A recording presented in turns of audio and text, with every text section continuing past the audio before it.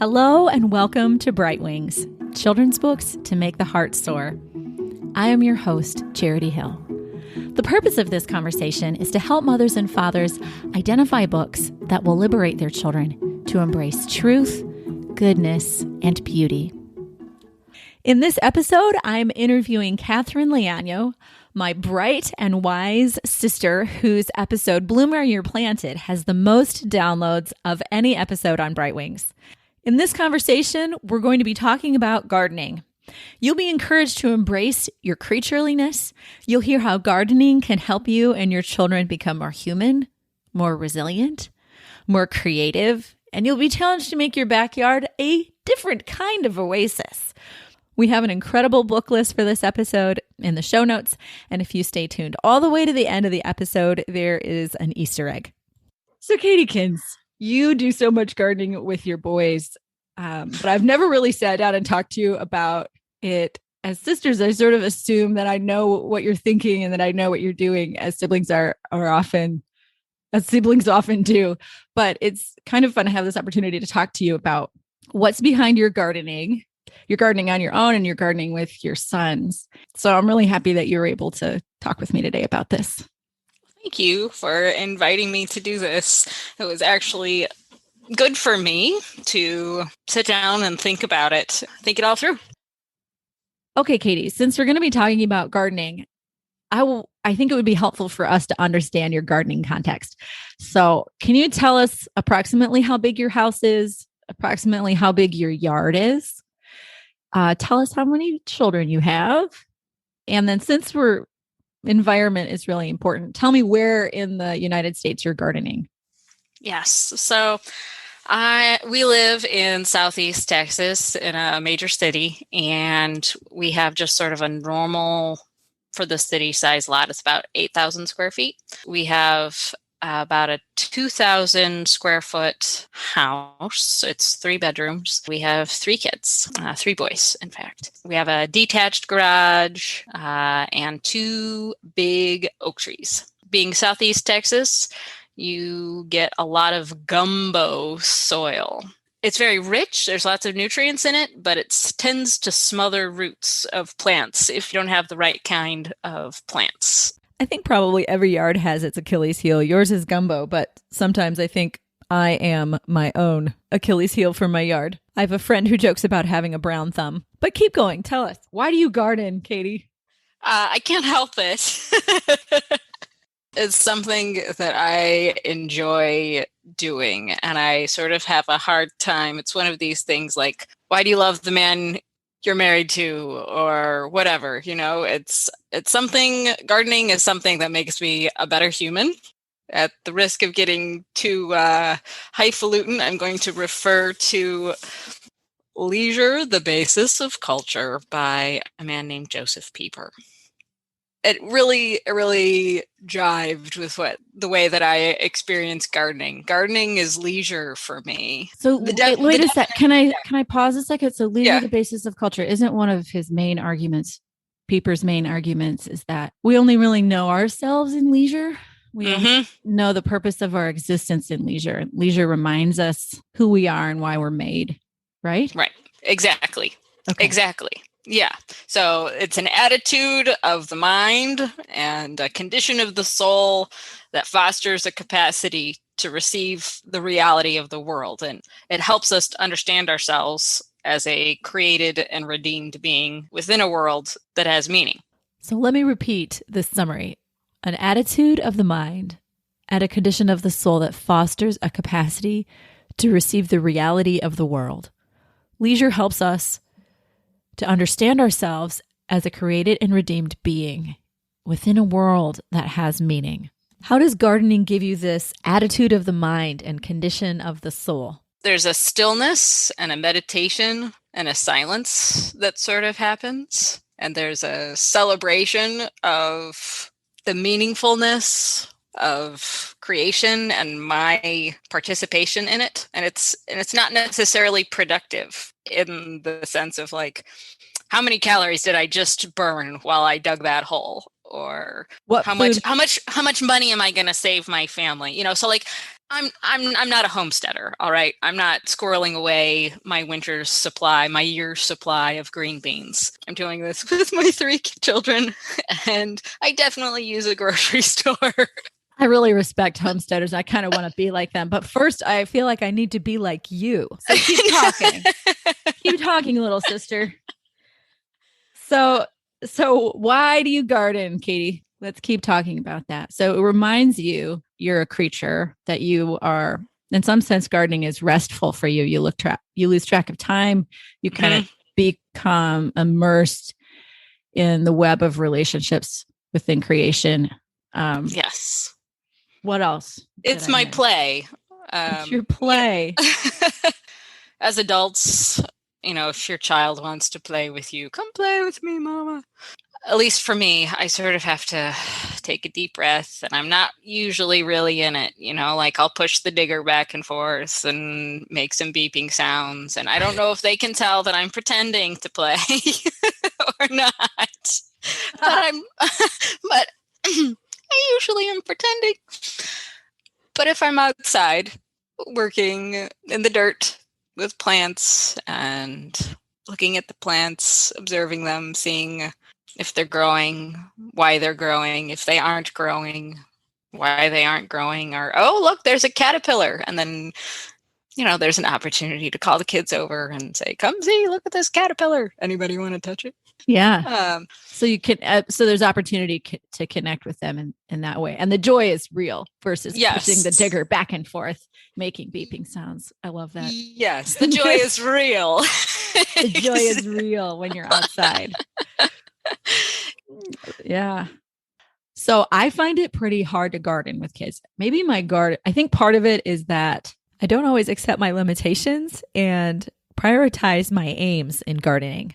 Our garden boxes, which are lovely, they're constructed, dear listeners, by my husband and Katie's husband over Thanksgiving break last year or so. And they're beautiful, and they give me a thrill of happiness whenever I look at them. And they have seeds and little growing things in them. But I feel like I don't have enough space, Katie, to kind of let my kids have at a patch of ground, because all the good soil's in those garden boxes. Mm-hmm. So there's like 4 or 5 questions I want to ask you all. Great. So first is, how do you garden with kids? And then how do you garden with kids if you A, want to harvest, and B, you want to harvest at the end of things, and B, you genuinely value their participation in the gardening process. Mm-hmm. How do you garden with kids?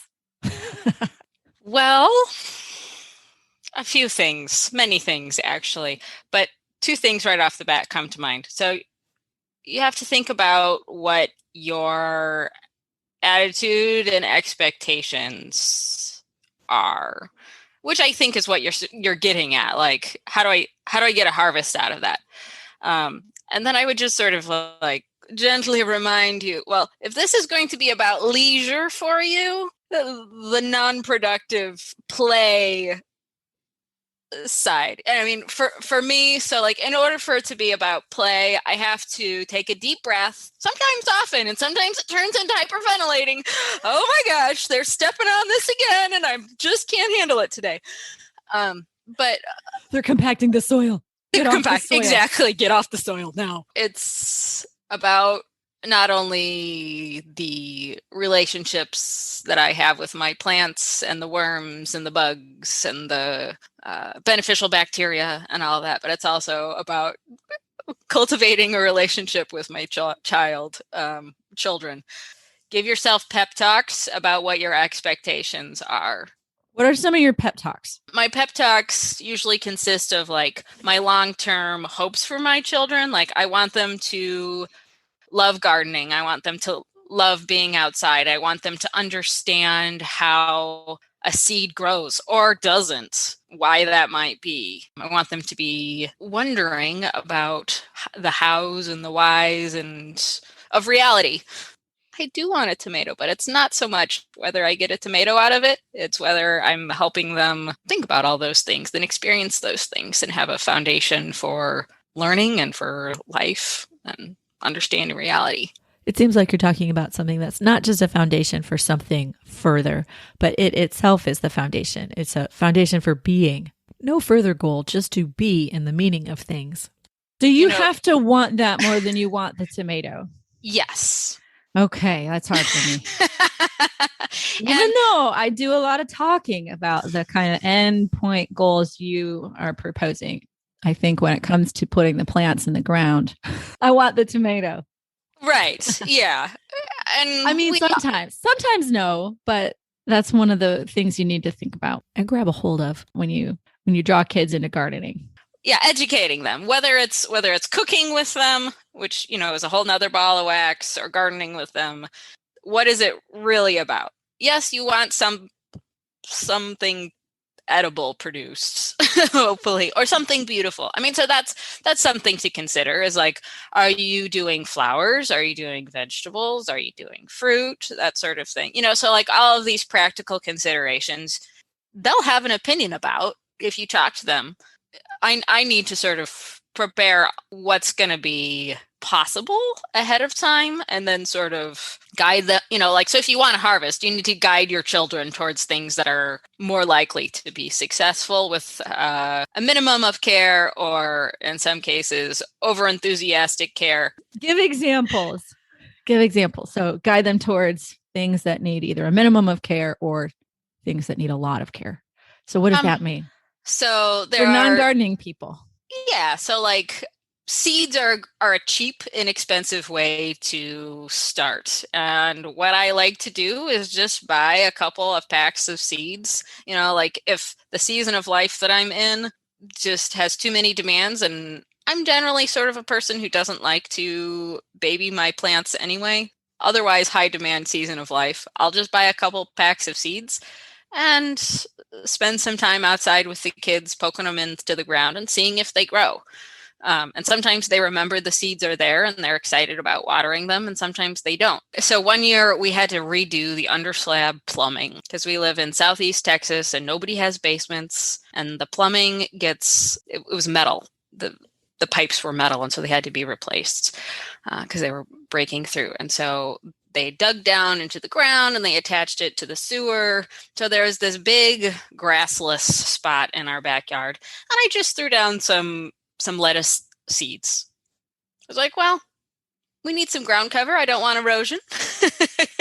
And so I threw not grass seeds. I threw lettuce leaves down. And so that's where we gathered some lettuce leaves over the course of the spring till it got too hot, and then they bolted. You can sort of be experimental in how you plant things, or if that drives you crazy, find a local plant shop, buy some seedlings. I would suggest when you're thinking about planting, it's sort of like a plant party, the way that professional party planners say that a quarter to a third of the people you RSVP are going to say no. Well, depending on the age and skill and over-enthusiasm of your kids, sort of count on that number of plants. Dying. Yes. Dying. Not responding. Not responding. No saying no. There we get into like the parables of like some seeds fall on rocky ground and some seeds are watered to death or stepped on by the toddler. And the seeds that are successful are the ones that, yes. Behind the fence. Behind the fence, yes. I mean, also has to do with like personality. You're more organized than I am. And so the whole idea of throwing lettuce leaves down in the middle of your backyard would probably drive you nuts, because it just would. Whereas I think it's kind of funny. You think it's funny in my backyard, but not in yours. That's true. The thing is it would never occur to me, but I'm sort of amazed that you did that and that you grew food out of that. That kind of impresses me. Like, it just wouldn't occur to me. That's also one of the differences. It's not that I wouldn't do it, although I might not if it did occur to me. It's just that it didn't occur to me. Wouldn't occur yes. To me. It's marvelous. So can I ask you now about some of your more zany planting projects? One thing I've noticed is that you have planted some kind of odd things from time to time. So avocado seeds, pineapple tops. And I just think there's kind of this thrill, there's kind of joy to it. This, hey, let's see what happens, boys. Let's try this out. And it's really low pressure. So one thing I was wondering is that if listeners, I don't know, at some point I decided to overcome my fear of failure and try gardening. At some point I tried to garden and it wasn't very successful. And then I kind of quit for a couple of years and then I tried again because it's really good to kind of push into our fear of failure. Right. And I don't know, some of your more zany projects seem to me like a great way for somebody who just wanted to grow something, anything. And if it's not a big success, it doesn't matter because you're doing something a little zany anyway. Yeah, a lot of my zany experimental gardening, honestly, otherwise would have gone into the garbage or the compost. It's kitchen scraps. There are so many things that you can use and repurpose as plants. So like you mentioned, the pineapple tops. I don't live in the Great White North, somewhere extremely cold. I live in Southeast Texas near Houston, and the weather here is different. We can grow basically all year round, which is really bizarre to me. But anyway, so these pineapple tops, you just cut off the top normally. You let the flesh sort of dry out a little bit for a day or two on your counter. And then you bring it outside and you just sort of nestle it into the ground, into the dirt, so that it stays upright and it grows roots into the soil. It's like a succulent, like those little, it's kind of like a cactus, basically. I've done 3 of them. 2 of them were very successful. I had them for 3 years in my front yard. Yeah, and then they just got killed in the blast that came through. The Arctic blast that came through. Was it through. In February? Yeah. That's really fun. Yeah. So, and like the kids eat an apple and determine that they're going to go plant the seeds, even though, we've never actually had any apple trees grow.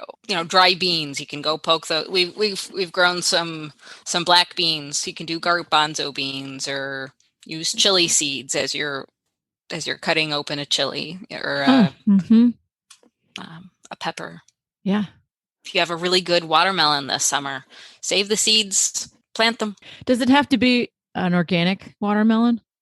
No. Will the conventional seeds grow? In some cases, yes, they'll grow. In some cases, no, they won't. Like they might not grow something that can be fertilized or something.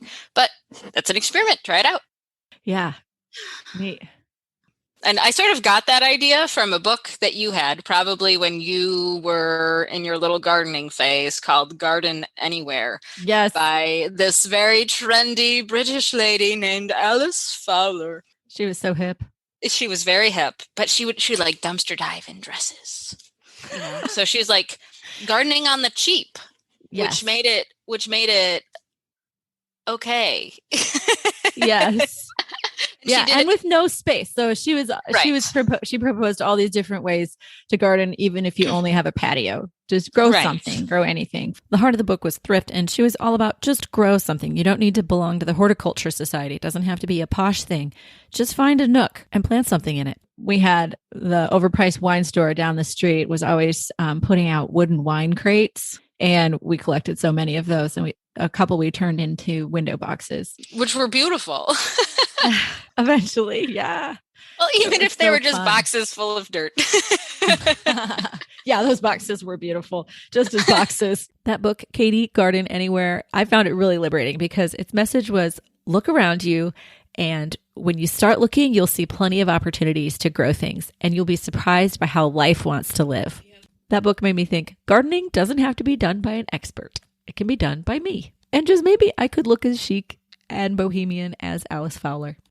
All right, back to the kids. How does being outside shape your day? What's your relationship with the outside like on a random day? How much time do your boys spend outside? Hours every day. It's really vital.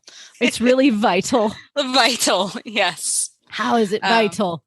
It helps them burn energy. It builds their strength and their confidence in their bodies, and It builds their relationship with each other. They're good brothers to each other. What else have I noticed? Decision making. Oh, yes. Yeah. This is something before when I was single and working, I was driving to school one morning and I heard something on NPR about the commercialization of toys. Like it started out talking about the Burper Blast or some gun. It was the first toy that was advertised outside of the Christmas season. I don't know when, back in the 60s or something. Oh, when toys were only advertised around Christmas time? Yes. And so this was the first toy that was advertised outside of the Christmas season. It was done by Mattel. Thank you, Mattel. And then it just went on to talk about how, among other things, so many toys, most toys nowadays, your kid gets the whole story provided for them. There's a book, there's a TV show, there's a computer game, there's toothbrushes and pajamas. Toothbrushes and pajamas and undies and, your eating utensils and the food you eat all have the show. Right. The plot, the characterization, the rules, the world has already been imagined for you. It's all provided. And so there's no opportunity to imagine or create or self-regulate in play, Self-regulate. I'm really big into helping.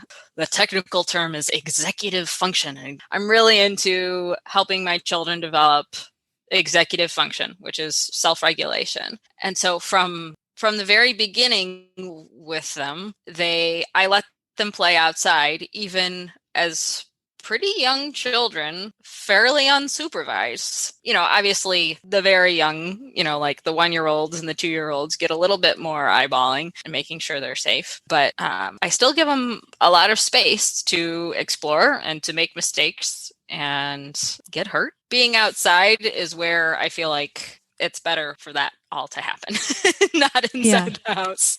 Yeah. There are different rules inside. Just the whole idea of unstructured play is really attractive to me. And I think the children also really value it. They go outside when they wake up sometimes, and they'll spend an hour out there before breakfast. And I have to drag them inside and make them eat breakfast. Or sometimes they ask to eat breakfast outside. And sometimes I say yes, and sometimes I say no. That's amazing. Yeah. Because somehow they go outside and they get so engaged in whatever they're imagining and playing and putting together out there that they're just really stuck in and they don't want to come in. No.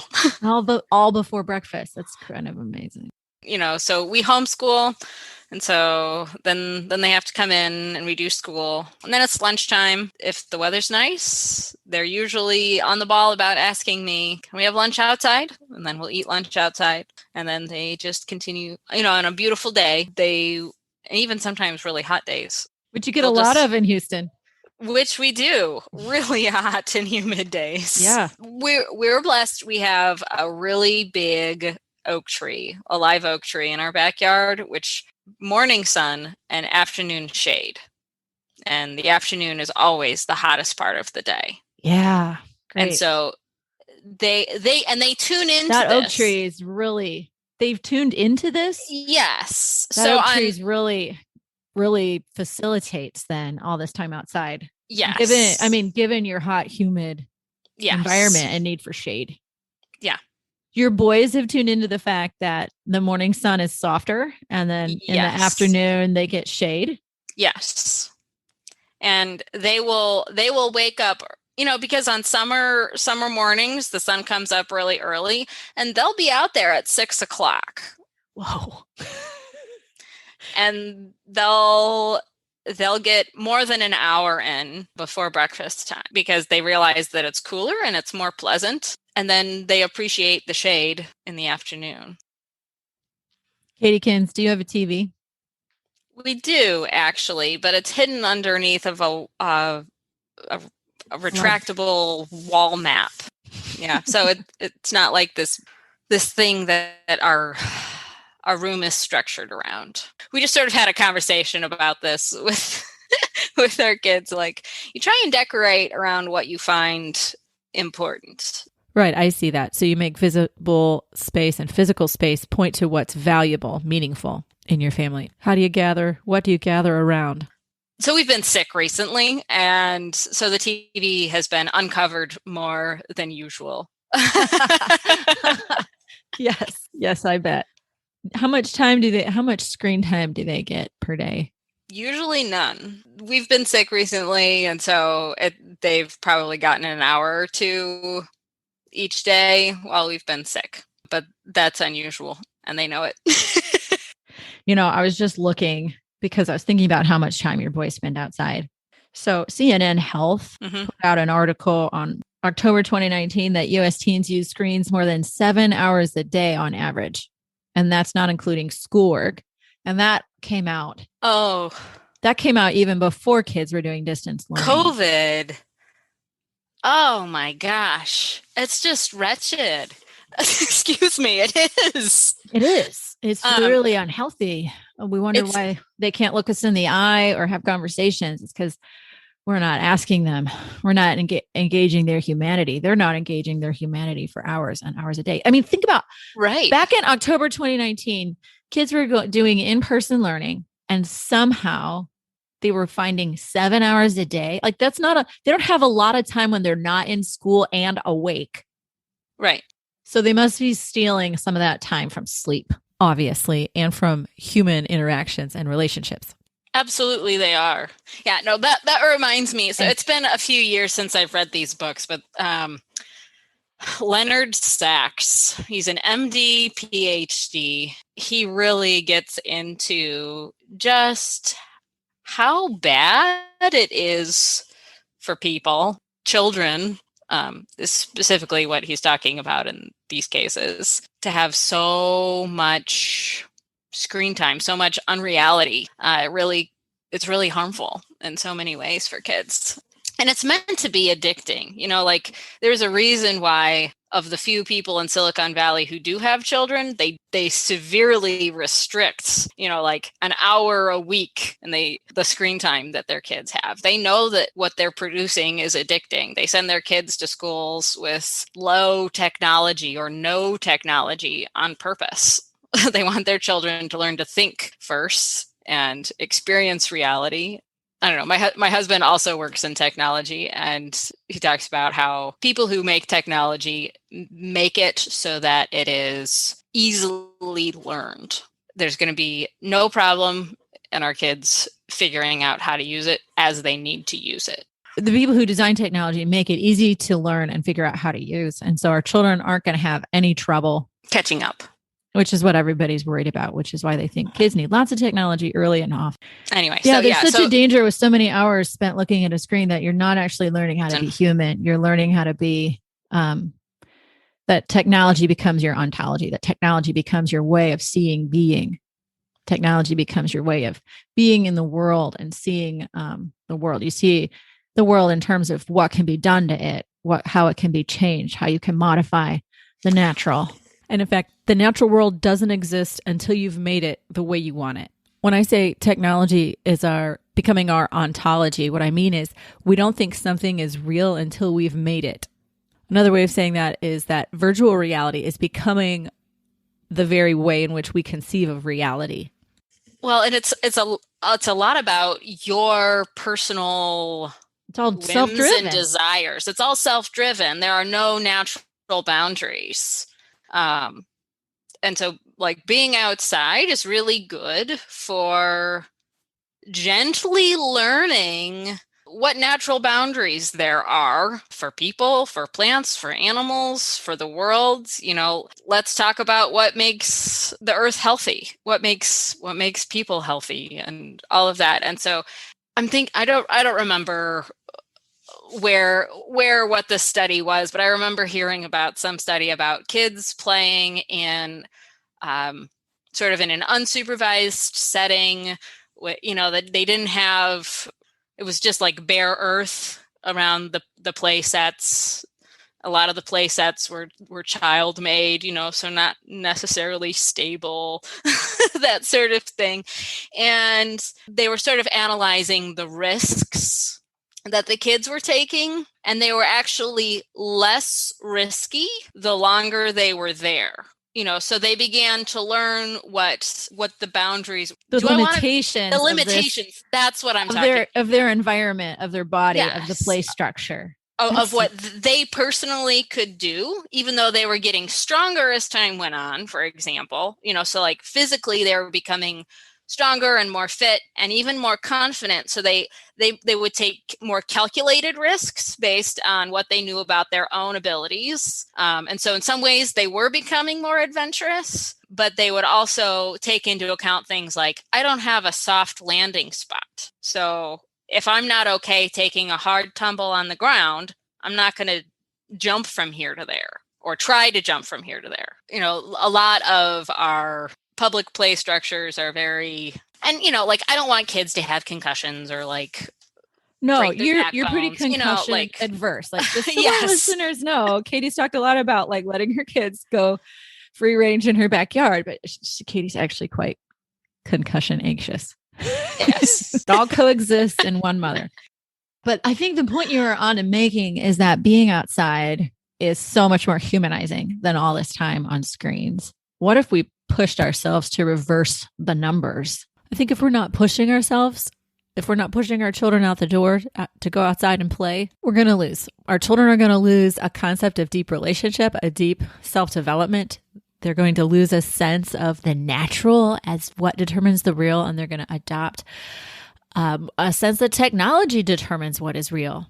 I think technology undermines caring and critical capacities, empathy, because in fact, you're just disconnected from your body, and your body is your source of community. It's your source of empathy on a very gut level, root level. The screens are so much easier. It's really easy when you've got a sick kid or a whiny kid, or you need to get something done to just be like, here, take this device and just calm down. Just calm down. Instead of, here is the door, go outside and play. And regulate yourself. And have fun. One is parenting from expediency, and one is parenting with the long-term goals of your child's humanity in mind. And I've totally handed my child a phone as a temporary solution. It's as easy as walking downhill, but I think we ease ourselves too often. We make it easy too often. And I think we need more creativity and grit in this area. I know that I do. I mean, when they're not sick, of course. Right. Yeah. And honestly, even sometimes when we're sick, sometimes they just kind of go outside and they just kind of sit there and they, I don't know, look at the trees, or they're probably remembering what they played before out there. Right. And think about what they want to do when they feel up for it. It's a very comfortable place for them. I know that we spend a lot of time outside with your boys when we visit, and it's just really interesting to know that that's a constant thing for you, and that it's kind of an extension of your house. They're outside a lot, all the time. Definitely an extension of our house. Joseph and I are really interested in this book. Joseph is my husband. What's the title of the book? A Pattern Language. It's this book. Well, it's written by a number of people. It's an architecture book by Christopher Alexander. It talks about the different ways that architecture helps people be human. What I was going to say about a pattern language in our house and the outside being sort of an extension of it is he talked about private space versus public space with regards to homes, degrees of intimacy, starting all the way from outside the home in the front, on the street would be very unintimate. And then as you're getting closer, like there might be a low wall around your front yard, which would allow you to have a conversation with someone public in the street, but then also provide a little bit of a boundary for your home. And then as you go up the sidewalk, then there would be a porch, and that would be more intimate. And then you'd be inside the house. And so then inside the house, you'd have this public and private space. In the public spaces, it's very open, and in the private spaces, like would be like for the bedroom. And he's a big fan of making bedrooms just be small and have enough space basically for a bed to sleep, to make your bedrooms about going to sleep. And that's it. So it's not where you keep your toys or your phone or your computer or gather with your friends. And so all of those things need spaces somewhere else in your home or outside of your home. And so our backyard, is the space where our children have privacy and independence and where they can gather with their friends, whereas like some kids, when they have friends over, they just go to their bedroom and close the door. Right. Well, interesting. I don't like that for a number of reasons, but the backyard is where they get that. And so they spend a lot more time privacy outside and independence. Yes. Both in their backyard. Right. And it's not that I can't come outside, and I do come outside, but I spend a lot less time outside because I'm trying to protect the privacy and the independence of the backyard for them. Because I know that they need that because they don't get it in other spaces. Yes. Yeah. So your backyard is this differentiated space where your boys can act independently. They kind of have created their own world, and it's a differentiated space. It's not exactly a domestic space, but it's still safe and yet has the independence that they need to develop their ideas and their abilities and to experience their limits over time. Since we're talking about your backyard. Yeah. Tell me, what does this backyard oasis look like? Katie, can you describe your backyard for our listeners? You love this. Me you too. Love this. It's really liberating. Brace yourselves, listeners. Here it is. There's this really lovely paved patio with some furniture on it. Gated patio. Yep. And this really lovely live oak tree. And we have some white Christmas lights that are strung up from the porch roof up into the live oak tree, which provides wonderful shade on the hot summer afternoons. We have something called the fort. And it's really just like a wooden swing set that we got from some neighbors down the street. So it's kind of old. Has a good slide. And some... You have some fenced off area by your privacy fence for gardening, right? Yes. And some fruit trees. We have a great fruit tree, some orange trees that are by the house. But the land itself is full of holes because my children love to dig holes. Big holes, little holes, medium-sized holes that get connected because they want to build a bayou. And then they use some of the dirt from doing that to build the dam. And so we're talking holes so big that we really get some flash floods sometimes in Southeast Texas. And we have a canoe, and one time, and they would be happy to do this again, but they've only done it one time so far. They actually got the canoe out themselves.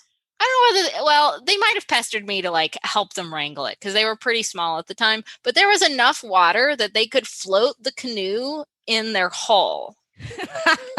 In the trench. In the pond, as they were calling it. This is a legend. And so like they were able to go canoeing in the backyard. It was fun and exciting and tippy, and they got a sense for being in a boat. And yet not risky. Right, exactly.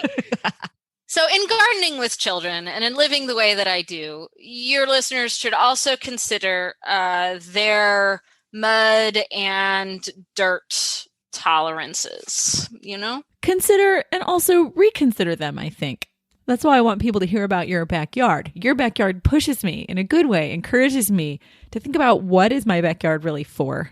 Does the dirt we bring in have to be from some well-organized hike, or can they bring in dirt just all on their own from an adventure that they created in the backyard? Honestly, like we had just moved here soon after I saw your backyard, and I just thought to myself when I came home to my backyard, well,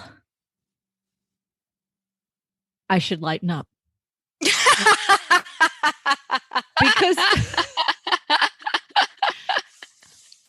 Because Katie's backyard is so fun, and it's clearly such a source of life for her boys. And it's so fun, and it's so healthy. It's so humanizing. They can go out there and they can dig holes. She's not a control freak. She's not expecting her backyard to look like a magazine.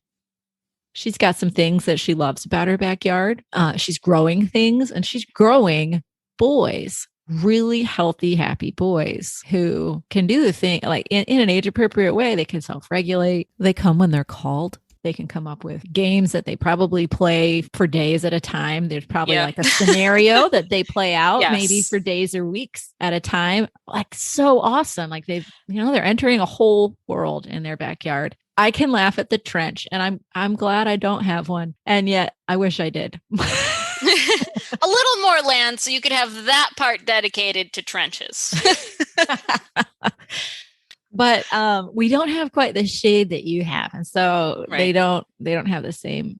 We're out in the backyard some, but not quite for the hours that you guys are. We're out quite a lot in our backyard and in our front yard.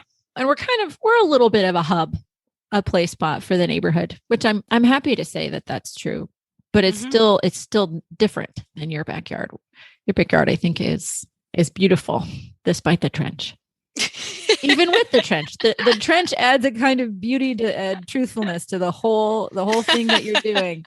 Yeah, I mean, it's very generous. It is beautiful in a surprising sort of way. But you had to get off the bandwagon of that your backyard needs to be another kind of living room with the same kind of controls, the same kind of parameters, the same kind of formalities almost. Has to look a certain way. There's a kind of social pressure about it, as well as our own desires for comfort and beauty of a particular kind, right? I think you were going to say something about artificial turf. What I was going to say about artificial turf was I actually contemplated it for like a whole 3 minutes one time. I was like, I really just want a beautiful backyard. Maybe I can put artificial turf in. And I was like, but then they couldn't dig. And then the whole cascade of reasons why that was important, like went that little crack of like, but then they couldn't dig. Yes. I decided that, well, I'll just wait till I can actually grow real grass or real plants. We've talked about gardening as humanizing, and one of the things that it does teach us about our humanity is our limits, or another trendy word for this is boundaries. You've also used the words kind of differentiation of space. Can you talk about that in your family? I think you have an example of this. The front yard is more of my space. So if you experience frustration gardening, sort of have some boundaries set as far as like these pots are mine, or this area is mine, and this you can't dig in the front yard. Right. You can't dig in the front yard. Or if you can dig in the front yard, you're going to be doing it with me, and I'm going to be giving you specific instructions. And if you're not able to follow those instructions, then you'll need to find something else to do. Yes. Good choices. Right. Katie, what other lessons do you have for us about gardening with children as a humanizing activity? People should compost. If you're going to garden with your children, I think you should also compost. Depending on your situation, you could just dig a little hole and put the compost in every day, or you could buy a plastic garbage container and drill holes in it with a drill and put a lid on it. That's what we do. It keeps the rodents out and things like that.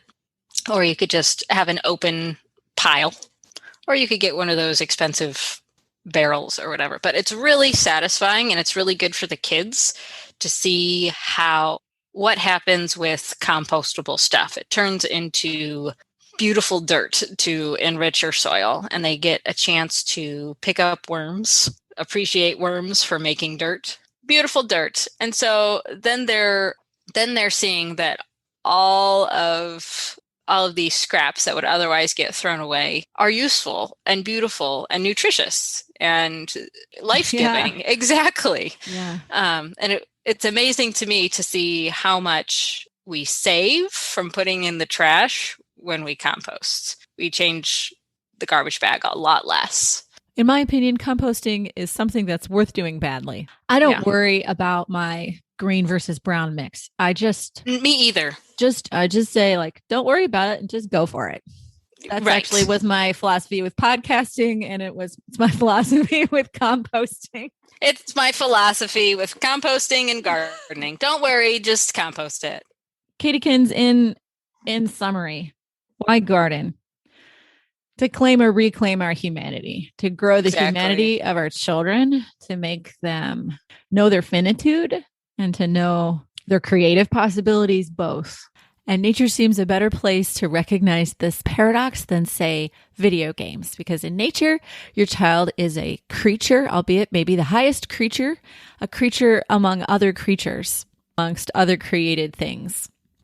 Your child vis-a-vis technology has the relationship of one who dominates, one who controls, one who determines, simply on their terms. Nature's a better place to learn the paradox of possibility and limit than technology, because humanity comes out of nature. I did not make myself, right? There are certain givens, right? Certain givens to life. And kind of gardening is this metaphor for it. There are certain givens. There's sun and rain and soil and seeds. And then there are gifts. There's surprise when things grow. It's always a miracle when things grow, isn't it? Yes. I'm always surprised when the seeds produce sprouts. It's just amazing to me. Like, honestly, I like, it's always a bit of a miracle and joy. Yes. Like, it did this and it didn't have to. They could have all been dead. We had, after the brutal snow, I thought everything died. And so I replanted. So the first time I planted, I thought it was too late, but I planted. And then we got that brutal ice and snow storm that lasted for days. And I thought, surely everything's dead. So now I have to plant again. And this is me risking, because I just think like, oh, it's not going to be a success. So why bother doing it? But I did it anyway. So triumph there, victory there. So I replanted again. And then there was something like, it was like 2 inches high, but I didn't pull it out. I wasn't sure what it was. And it turned out to be lettuce. Yeah, some stupid lettuce tape I'd planted the first time around that I thought, like, it comes in a tape, like, so you can get lettuce seeds in a tape. It's in a really row, silly, right? Like in a paper tape, and you plant the tape. And so one out of probably hundreds of lettuce seeds gosh, survived this. I don't even know if the seeds were mostly dead anyway. Mostly dead. He's been mostly dead for several days. It's a Princess Bride illusion. I couldn't help myself. I thought the seeds were probably mostly dead anyway, but then we had this beautiful romaine lettuce head that we ate recently that survived. Incredible. Wow. That's fantastic. The cultivation of wonder is, you can't help but do it when you garden. And then we were going to snip the leaves, but my daughter pulled it out by its roots because she knew we were having it for dinner. She's like, "Here you go."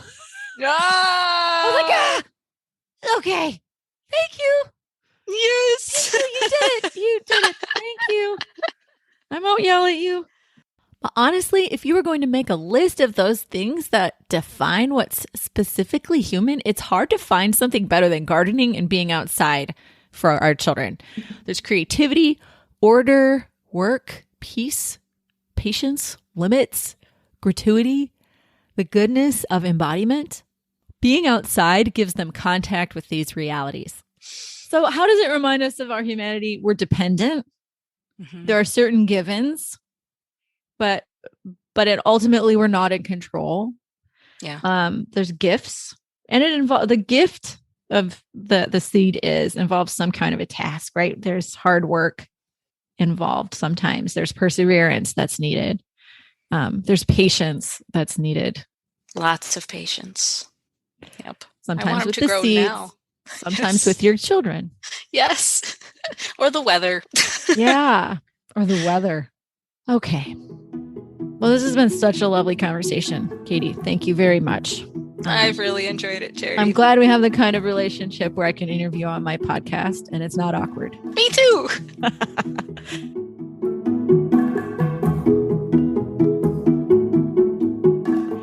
Thank you for listening to my conversation with Katherine Leaño. Thank you for considering how gardening with your children and letting them be outside is a really beautiful way to form and inform their humanity. We have an amazing book list of both fiction and nonfiction works about gardening and being outside in the show notes. We really think these works will support and inspire you. At our website, brightwingschildrensbooks.com, we also have the book list there, as well as book lists from other episodes. Enjoy.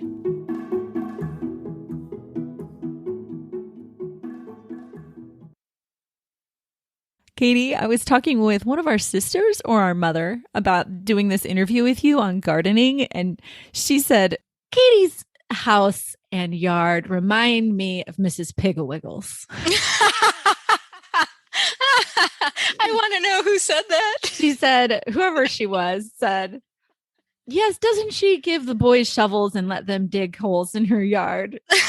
And isn't that one of the reasons they love Mrs. Piggle-Wiggle's house and they want to go there? After all, we know that Mrs. Piggle-Wiggle is the woman who loves and understands children, Katie. Mom said she had a dream about me. Well, I don't know whether while she was visiting or after she went home. And she said that I was playing with my children, which made me sort of gasp. And, in this dream, you were playing with your yes. children. And then she realized that I was a child also. Beautiful. There's a lot of symbolism there. Is that what you're saying? Yes. Yes. And I laughed and I said, yeah, I kind of think so, Mom. Beautiful.